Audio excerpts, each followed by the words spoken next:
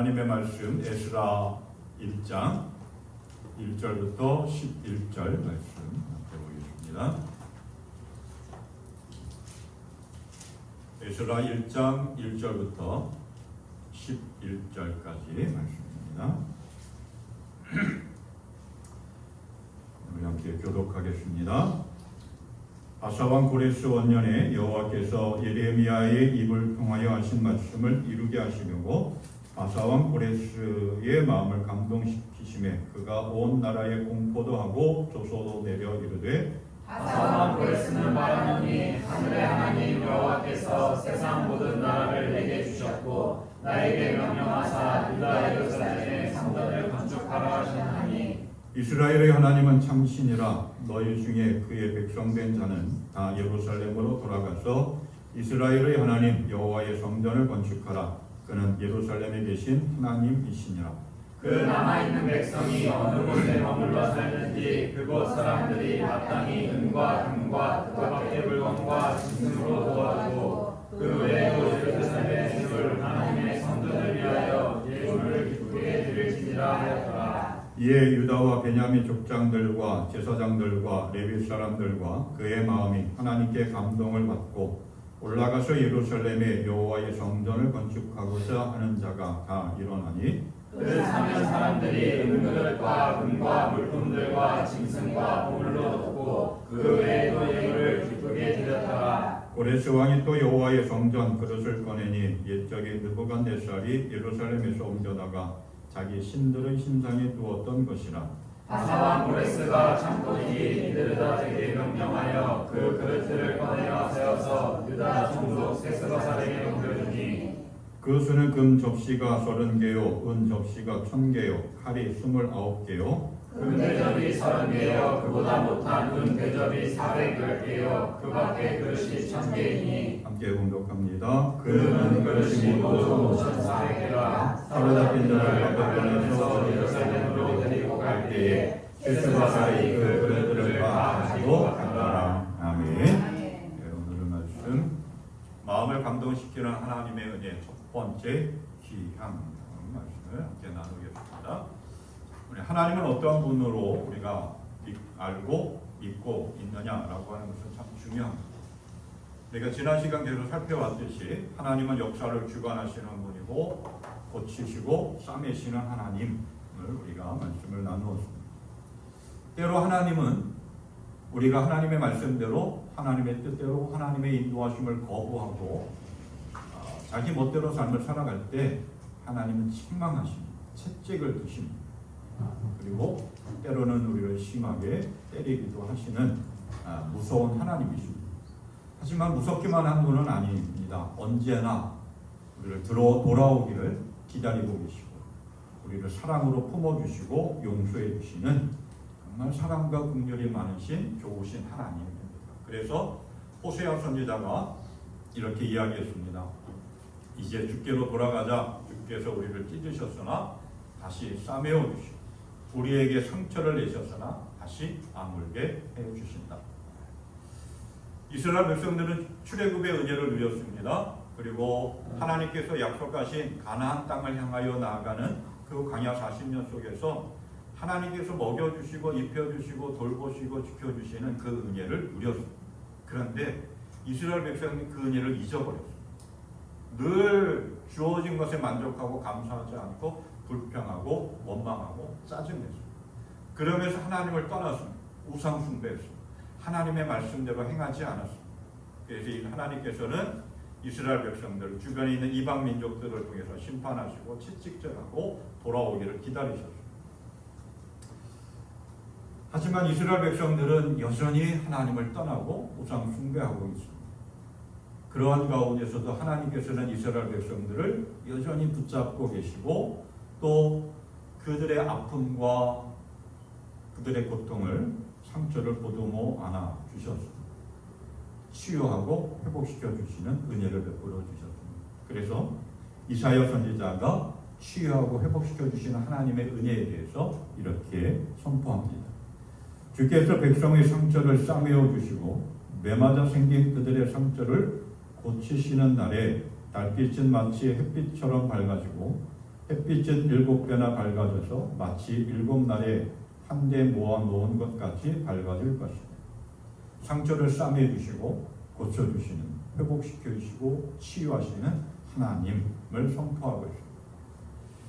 욥도 이렇게 하나님 앞에 고백합니다. 하나님은 찌르기도 하시지만 싸매어 주기도 하시며 상하게도 하시지만 손수 낫게 해 주신다.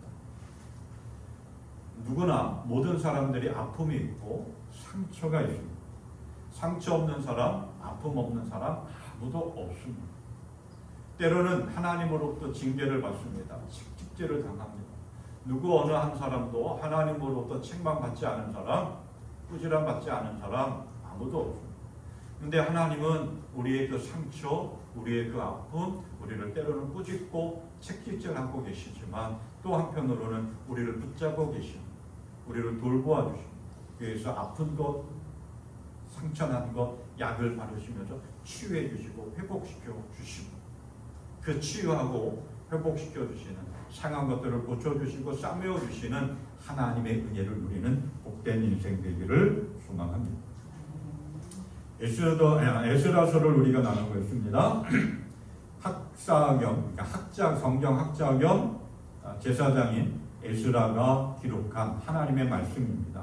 바벨론의 포로로 잡혀가서 70여 년 동안 노예로 생활하고 있는 힘겨운 시간들을 보내고 있는 이스라엘 백성들이 첫 번째 예루살렘으로 돌아오게 된 그 과정을 이야기하고 있는 책이 에스라서입니다.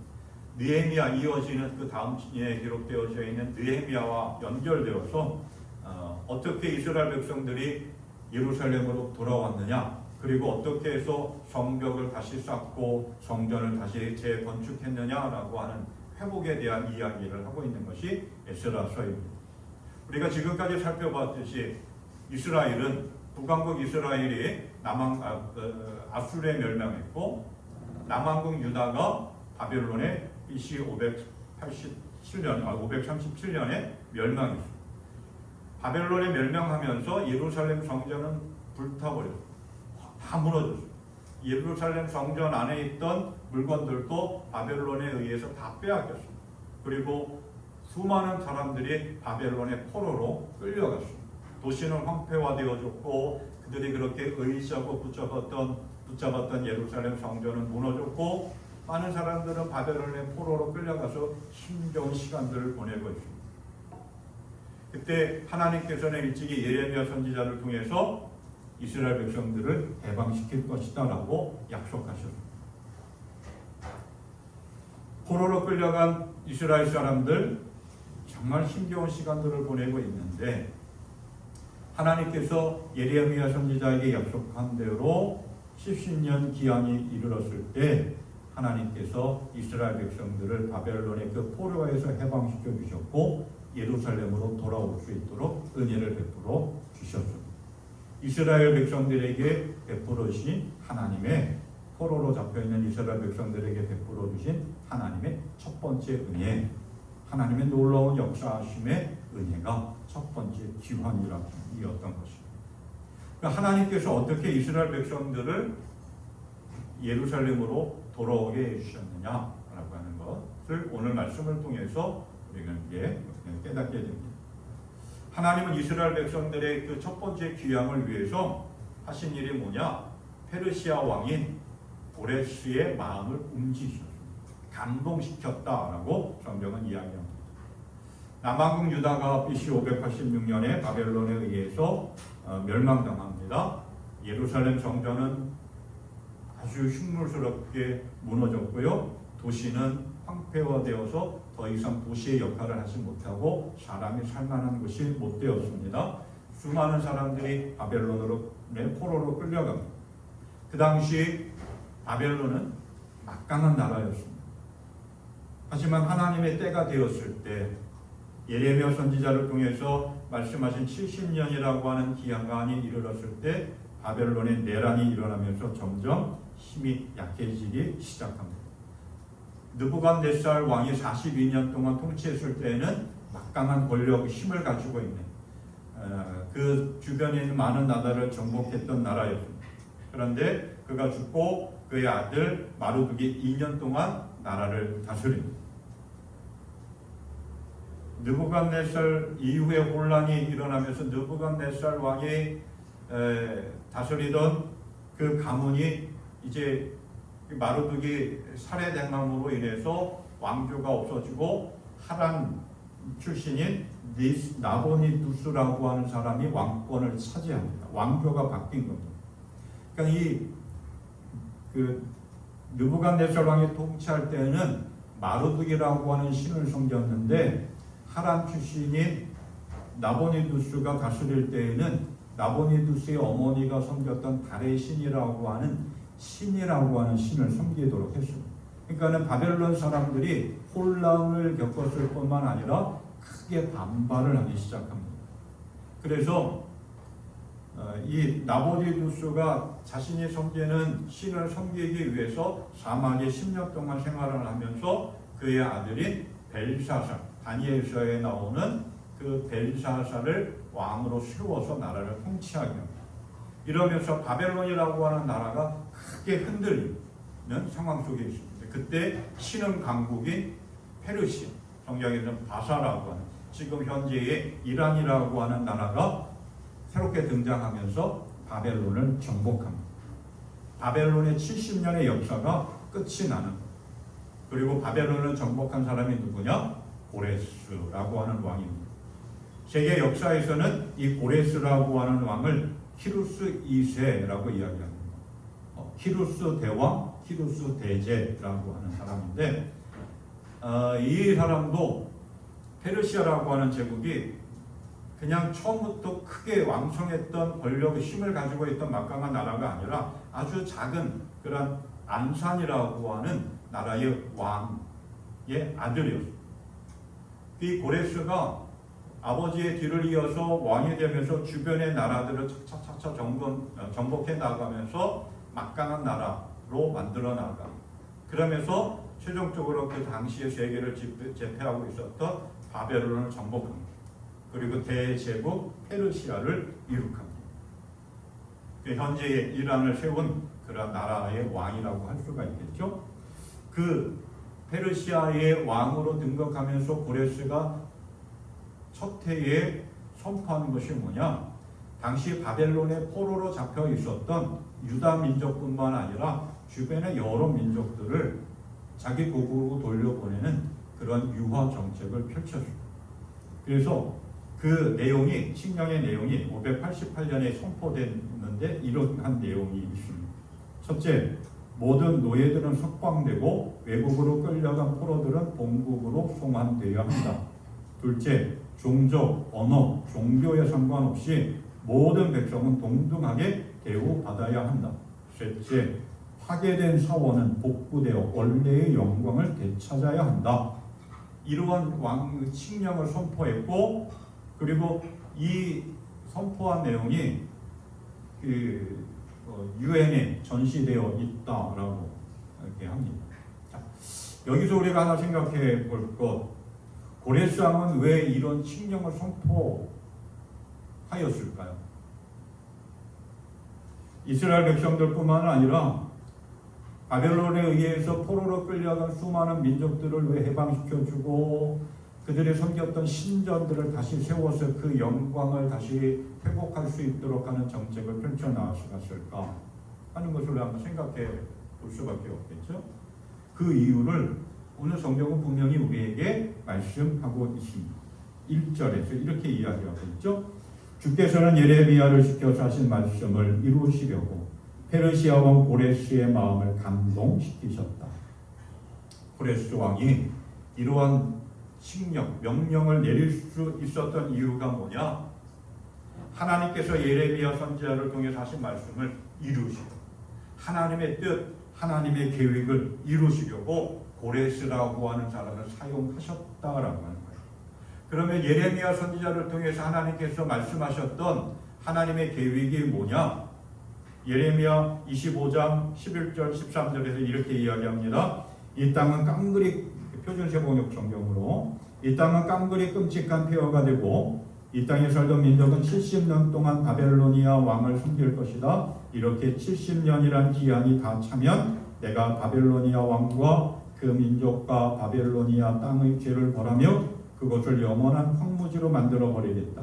나 주의 말이다. 내가 그 땅을 치겠다고 한 나의 모든 약속을 실천할 터이니 이는 뭇 민족이 받게 될 벌을 예레미야가 예언한 대로 이 책에 모두 기록된 대로 성취하는 것이다. 또 예레미야 29장 11절부터의 말씀도 보면 이렇게 말씀하고 있습니다. 나 주가 분명히 말한다. 너희가 바벨로니아에서 70년을 다 채우고 나면 내가 너희를 돌아보아 너희를 이곳으로 다시 데리고 오기를 한 나의 은혜로운 약속을 너희에게 그대로 이루어 주겠다. 너희를 두고 계획하고 있는 일들은 오직 나만이 알고 있다. 내가 너희를 두고 계획하고 있는 일들은 재앙이 아니라 번영으로서 너희에게 미래에 대한 희망을 주는 것이다. 포로 생활에서 70년의 기한이 되면 바벨론의 포로 생활에서 돌아오게 하겠다라고 하는 것이 하나님께서 예레미야 선지자를 통해서 주신 약속입니다. 그리고 하나님께서는 그 약속을 이루시기 위해서 고레스라고 하는 이 사람을 사용하고 계십니다. 그런데 단순히 하나님의 계획을 이루기 위해서 고레스를 사용하기 위해서 하나님이 어떻게 하셨느냐? 고레스의 마음을 감동시키셨다. 여기서 감동시켰다라고 하는 말은 히브리어로 깨우치다, 자극하다라고 하는 그런 뜻을 가지고 있습니다.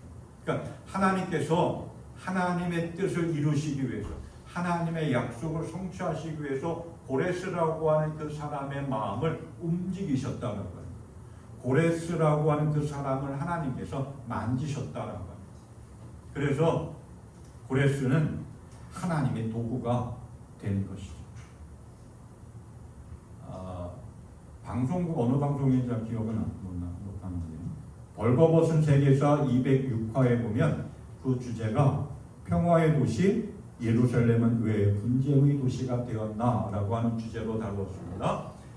예루살렘이 왜 그렇게 그 아랍, 유대교인, 이슬람교인, 기독교인이 이렇게 서로 땅을 차지하려고 싸우고 있고 지금도 싸우고 있느냐라고 하는 내용을 다루고 있는 건데 그 이야기 가운데 어떤 이야기가 나왔냐면 페르시아가 바벨론을 정복한 페르시아가 왜 이스라엘 사람들을 고국으로 돌아갈 수 있도록 정책을 펼쳤느냐라고 하는 그 이야기를 하고 있는데 그 이야기 한 부분이 그 강의하는 교수가 그런 얘기를 했습니다. 페르시아의 입장에서는 예루살렘 황폐화된 무너진 그 예루살렘을 그대로 놔두는 것은 자기들의 이익에 자기들의 관점에 봤을 때도 그렇게 좋지 않았고 또 이익을 얻을 수 있었다라고 하는 그러한 생각 속에서 유대인들에게 돌아가서 그 땅을 다시 재건할 수 있도록 정책을 펼쳤다라고 하는 이야기를 하고 있습니다. 어떤 정치적인 계산, 정책적인 계산에서 그렇게 한 것이다라고 합니다. 그래서 역사적인 그런 평가에 보면은 고레스 왕이 인품도 좋고 정치도 잘해서 유대인들을 뿐만 아니라 수많은 소수 민족들 포로로 잡혀 있는 그들을 자기 고국으로 돌려보내고 땅을 회복할 수 있도록 했다라고 그렇게 평가하고 있습니다. 그런데 성경은 분명하게 우리에게 말씀합니다. 하나님께서 고레스의 마음을 감동시키셨다. 하나님께서 고레스의 마음을 만지셨다. 영향을 주었고 깨우치게 했다. 그런데 성경학자들이 그러한 얘기를 하고 있습니다. 고레스가 그렇게 하나님이 주시는 마음을 깨달을 수 있었다. 하나님이 주시는 말씀을 듣고 깨우칠 수 있었던 그 영향이 어디서부터 왔을까? 다니엘부터 왔다라고 이렇게 이야기합니다. 다니엘서를 보면 고레스는 다니엘을 통해서 예레미야 선지자의 말을 듣고 알고 있었을 것이다 라고 합니다.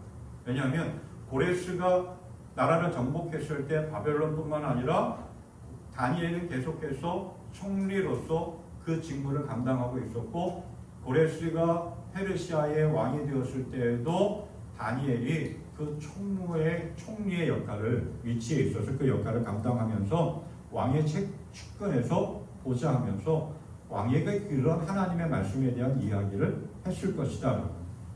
그래서 고레스는 뭐 이 사람이 오늘 성경에서도 보면은 하나님이 참 신이다, 하나님이 말씀하셨다라고 하는 이야기, 어떤 신앙적인 이야기를 하고는 있지만 고레스는 정말 우리가 지금 믿고 의지하는 그 하나님을 믿지는 않았을 것이다. 자기가 섬기는 그 신을 하나님으로 생각했을 것이고, 하나님이 이러한 예레미야 선지자를 통해서 이러한 말씀을 하셨다라고 하는 것을 깨닫고 유대 백성들을 예루살렘으로 돌려보내고 무너진 성전을 다시 쌓고 황폐화된 도시를 다시 세우라고 하는 그러한 명령을 주었을 것이다라고 하는 거예요. 그래서 고레스 왕이 이렇게 이야기하고 있잖아요. 2절 3절 말씀. 하늘의 주 하나님이 나에게 이 땅에 있는 모든 나라를 주셔서 다스리게 하셨다. 또 유다에 있는 예루살렘에 그의 성전을 지으라고 명하셨다. 이 나라 사람 가운데서 하나님을 섬기는 모든 사람은 유대에 있는 예루살렘으로 올라가서 그곳에 계시는 하나님 곧 우리 주 이스라엘의 하나님의 성전을 지어라. 하나님 그 백성에게 하나님이 함께 계시기를 빈다. 이렇게 해서 하나님의 감동을 받은, 하나님이 깨우치고 일깨우고 그 마음을 만지셨기에 고레스는 하나님을 알고 인정하면서 하나님의 뜻에 따랐다라고 하는, 하나님이 만져주셨다. 역사를 주관하고 이끌어 가시는 하나님의 손길이 이스라엘 백성뿐만 아니라 고레스 왕에게도 임해서 바벨론에서의 70년 동안의 그 포로 생활을 끝내고 예루살렘으로 돌아가서 막절의 사명을 감당케 했다라고 해요. 바벨론에서 70년 동안 포로로 억압받고 고통받는 이스라엘 백성들, 바벨론이 고레스에 의해서 멸망했다라고 하는 소식을 들었을 때 얼마나 좋았겠습니까? 기뻐했겠습니까? 그런데 고레스가 나라를 정복하면서 이스라엘 사람들을 고국으로 돌아가라고 하는 거예요. 페르시아의 왕 고레스의 마음을 감동시킨 하나님, 고레스의 마음을 움직이시고 그 삶을 움직이시고 그 생각을 움직이신 하나님은 역사를 주관하시는 하나님, 오늘 내 삶 속에 우리의 삶 속에 함께 하시고 우리의 삶을 만지시고 우리의 삶을 이끌어 가시는 하나님, 그 하나님은 나 자신뿐만, 믿음의 사람들뿐만 아니라 이 세상의 모든 사람들, 모든 역사를 움직이시고 이끌어 가시는 하나님. 그래서 세상의 모든 것은 하나님의 손 안에 있습니다. 지금도 하나님께서 우리를 감동시키고 세상을 감동시키시면서 움직이십니다. 그렇기 때문에 우리는 어떠한 상황 속에서도 우리의 마음과 우리의 삶, 인류 역사를 움직이시는 하나님을 바라보고 그 하나님을 신뢰하고 흔들림 없이 그 하나님만을 바라보며 삶을 살아갈 수 있는 그 하나님의 인도하심을 따라 나아가는 인생 되기를 소망합니다. 하나님은 이스라엘 백성의 귀환을 위해서 또 어떠한 일을 하셨느냐? 이스라엘 백성들의 마음도 움직이셨습니다. 감동시키셨습니다. 70년 동안 바벨론에서 포로 생활하고 힘겹고 고통스러운 시간들을 보내고 있습니다. 그런데 페르시아라고 하는 나라가 바벨론을 무너뜨렸다, 정복했다라고 하는 이야기를 듣습니다. 얼마나 기뻤겠습니까? 그렇죠? 고향으로 돌아갈 수 있다라고 하는 그런 어떤 희망을 갖기 시작합니다. 그런데 느닷없이 고레스 왕이 선포합니다. 이제 고국으로 돌아가라, 가서 예루살렘 성전을 짓고 예루살렘 마을을 다시 회복시켜라. 기대가 컸을 겁니다. 꿈을 가지고 이제 나아갑니다. 하루라도 빨리 고향으로 돌아오고 싶어가지고 다 준비합니다. 왜냐하면 70년, 그렇지만 모든 사람들이 다 돌아간 것은 아니었습니다. 오늘 성경을 보면 고레스가 이렇게 이야기했죠. 이스라엘 모든 하나님을 믿는 모든 사람들, 이스라엘을 다 돌아가.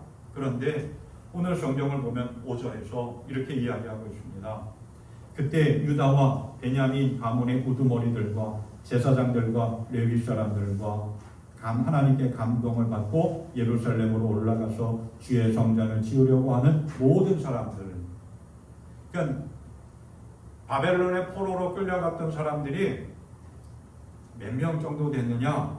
약 한 20에서 30만 명 정도 됐다고 합니다. 그런데 이 에스라서 2장 말씀을 보면 그 예루살렘으로 돌아온 사람들의 각 자손들과 그 숫자가 기록이 되어졌어요.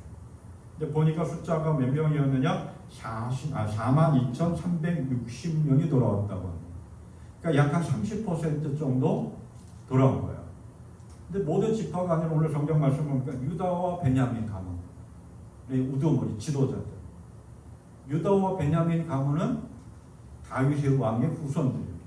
그리고 레위인과 제사장들. 그러니까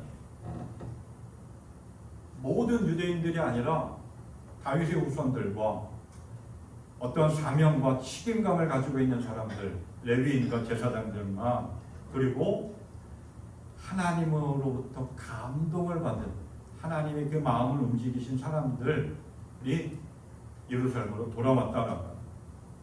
나머지 사람들은 왜 안 돌아왔을까? 뭔가 미련이 남아있던 거죠. 대부분 바벨론에서 70년 동안 바벨론을 생활하면서 바벨론에서 태어난 사람들이에요. 그러니까 바벨론의 문화와 바벨론의 사상과 관점에 젖어들어 있던 사람들이고, 삶의 터전이 거기에 있어서 모든 재산과 권력의 자리들이 가지고 있었던 사람들이었습니다.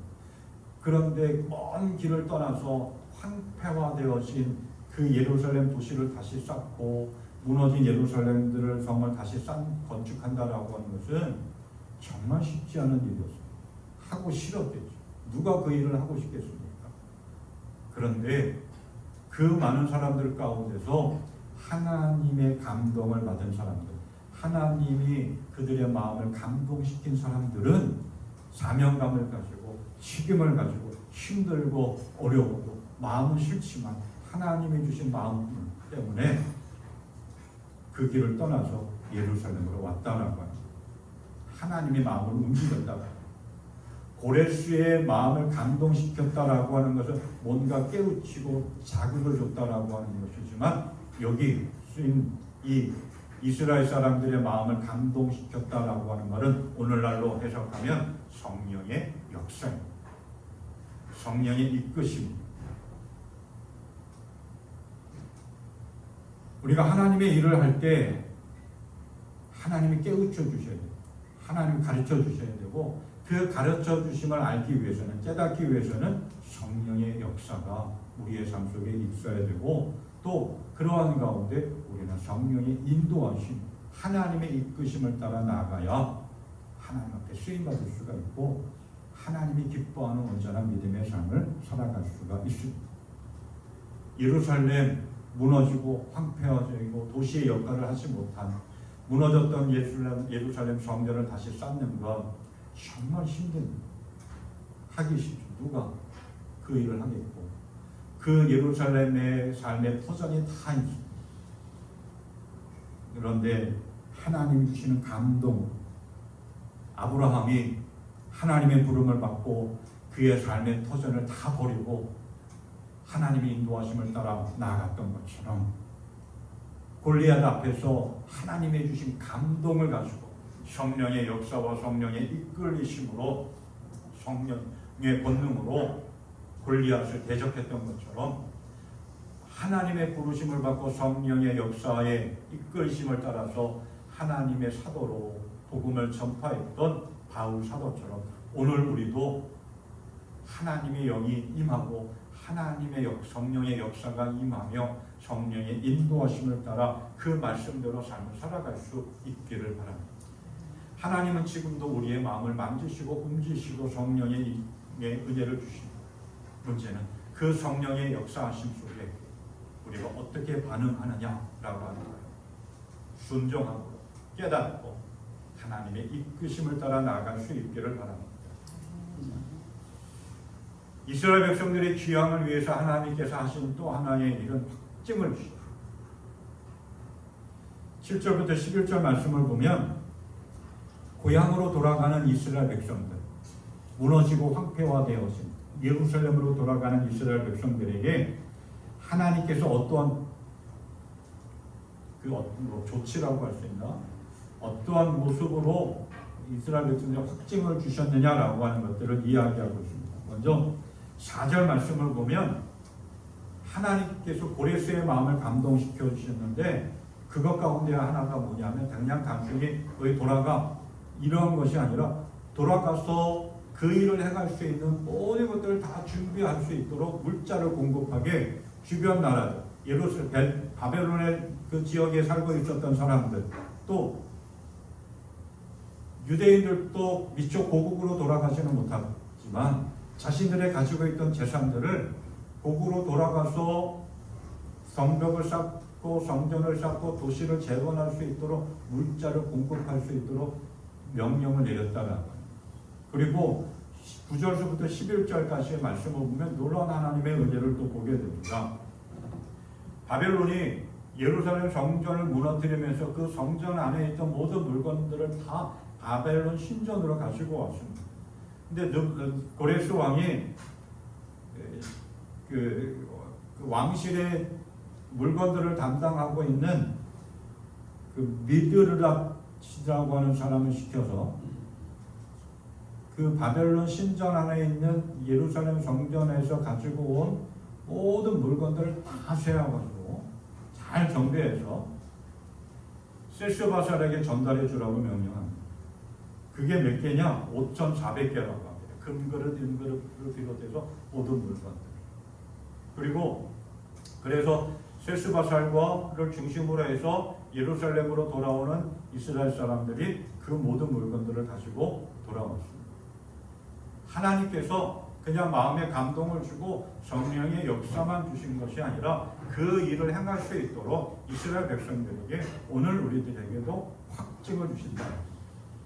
이 말씀을 통해서 보면은 우리가 기드온을 한번 생각해 보거든요.